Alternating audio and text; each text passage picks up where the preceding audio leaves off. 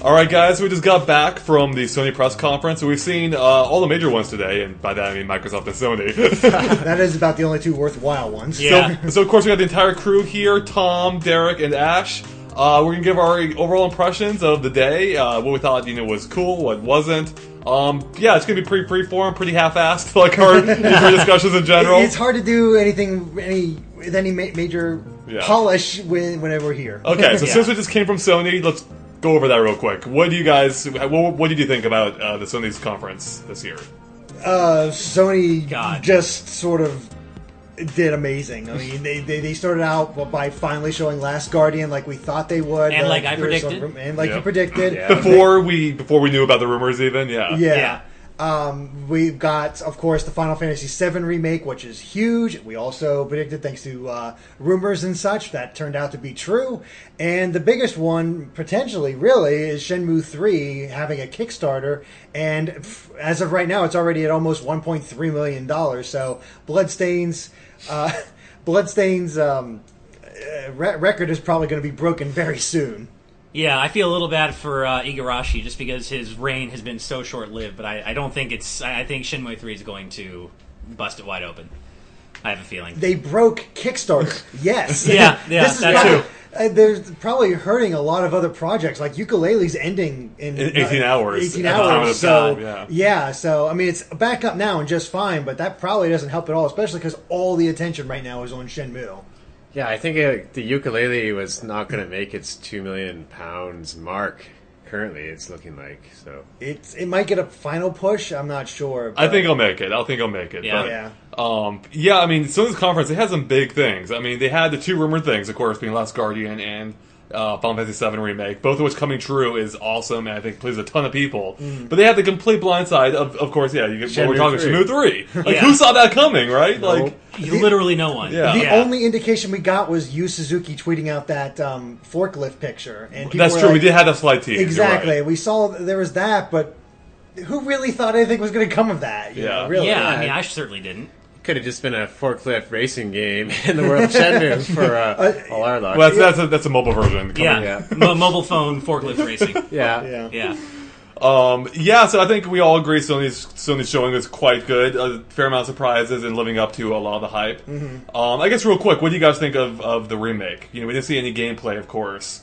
So the crazy thing for me about the remake is I wasn't even sure it was a remake when they first started showing it. I think that's why the room didn't explode right away. There was an explosion, but it didn't happen right away because they kept doing this new voiceover, and they showed these scenes that were showing Midgar, but not really anything that people were familiar with. This was all new, and I really thought they were like, oh, they're actually going to pick up after Advent Children, but no, this is a remake, and there you go. And I think as soon as people realized that, then the hype hit, and everybody got super excited, and it was quite loud. It's definitely crescendo. Yeah, I think it took a little while to get there. I'm not sure they necessarily presented in quite the right way. It was a little vague at first what it actually was. It looked like it could have been anywhere in the Final Fantasy VII timeline. But once people realized it was a remake, like you said, Derek, people got really excited. But I do wish they could have at least shown even alpha footage of battles or the world map or something. Anything that shows the game part of this remake, because then I guarantee you this is the remake that people have been wanting more than anything for the past how many years now, decade. Decade or more. Yeah. So I mean, this is finally happening, and I think if people had seen the game part of it, even alpha footage, it would have landed with a giant wave. People would have gone crazy. I agree with that. I mean, it was interesting seeing the reaction to these different announcements. Last Guardian was huge there at being in person. And then, Final Fantasy VII had a fair amount. It had a fair reaction, but compared to Last Guardian and Shenmue 3, it seemed a little bit tepid, I think, for the reasons you guys mentioned. Yeah. Well, what was it, a hand? Might as well have the hand in wheat or whatever, but there was a feather or something. A bunch of random scenes at first. And then the voice, nobody knows who the voice is. Yeah. I couldn't place that character. I'm not sure who it was, but... Well, and it wasn't made clear that what we were seeing was, in-game footage. I'm sure it was, and it's going to look amazing, but it wasn't... The remake part of this remake wasn't really communicated that well, I don't think. I think that's pre-rendered cutscene is my guess. Yeah, and I think that's the problem, is that the remake part of this being a remake wasn't necessarily communicated as well as I think it should have been. Yeah. But I think also Square being Square, I think the realization now has set in that we're probably going to see this remake come out in 2035 or 20. It's going to be a long time before we'll be dead. Our children will be playing it. Yeah, exactly. I'm not actually expecting this to arrive until 2017 at the earliest. Yeah. For one of those PlayStation 9 commercials with that floating orb. Yeah. But I mean, just the gravitas of the fact that, and now thanks to a 2-hour conference, we are now living in a world where a Final Fantasy VII remake is real, a world where Shenmue 3 is real, and a world where The Last Guardian is alive and well and coming out next year. These are all video game urban legends until now. And we haven't even touched upon Uncharted 4 showing yet. I mean, overall, Sony did have a very strong showing. And it helped so much, once again, that they showed gameplay. These weren't canned trailers. They weren't cutscenes. Yeah. Most of the stuff that Sony showed was in-game footage. I think the only exceptions was Hitman and the Assassin's Creed.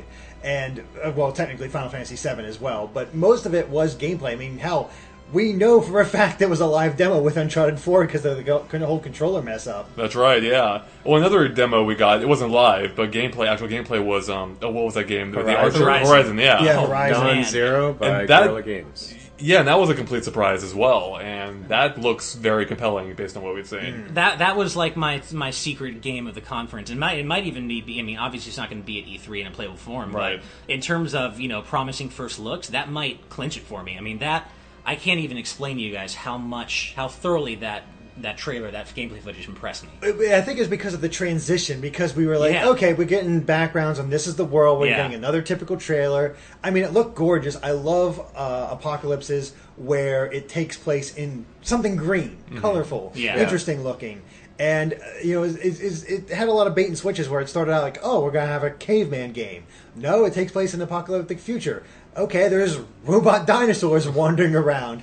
And then the gameplay started and you're like, what? It just looked gorgeous. And that fight with the robotic dinosaur, was really incredible just because of how it broke off. Hey, you chipped away at it. Yeah. It really felt like you were wearing it down quite literally by just pulling it apart. Yep. Yeah, well, and I was telling you, Derek, it reminded me a lot of Enslaved, Odyssey to the West, in all the best ways. That's a game I hold near and dear to my heart. Not enough people played it, but this looks like it's almost like in style and in substance, it looks like it's a spiritual successor, I guess, I would say. At least not, of course, but it just reminds me so much of that vibe, and I love it.